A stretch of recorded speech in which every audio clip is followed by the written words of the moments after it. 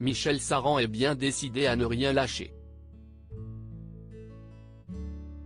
Malgré les coups durs encaissés depuis plus d'1 an, le célèbre chef revient en force avec une collaboration inédite en France.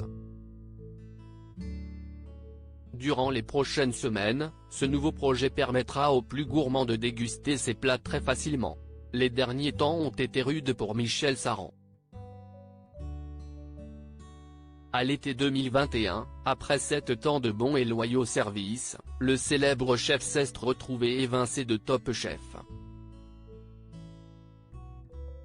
Il n'a donc pas fait partie des dernières saisons et s'est fait remplacer par Glenn Viel, plus jeune triple étoilé de France, qui a ainsi rejoint Philippe Etchebest, Hélène Darroze et Paul Perret.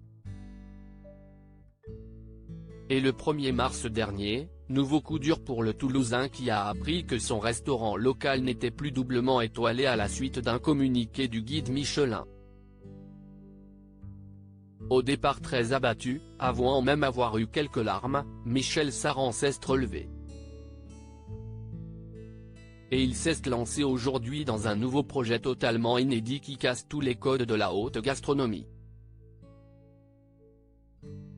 En effet, BFM TV nous révèle ce mardi 13 juin, qu'il a accepté de collaborer avec la chaîne américaine de fast-food Burger King. Il a ainsi réalisé une nouvelle gamme de burgers. 3 différents burgers, au bœuf ou au poulet, seront donc désormais proposés aux consommateurs jusqu'à la fin du mois de juillet, partout en France. Burger King s'est réjoui d'être la première enseigne de fast-food à s'associer à un chef étoilé français.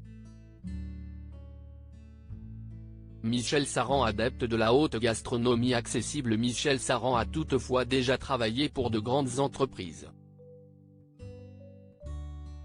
Il est notamment depuis plusieurs années le chef de la SNCF et a pour rôle d'imaginer certains des menus proposés à bord des wagons-bars TGV. La restauration rapide lui est par ailleurs familière étant donné qu'il a lui-même lancé en 2020 une franchise autour du croque-monsieur mais version gastronomique bien sûr.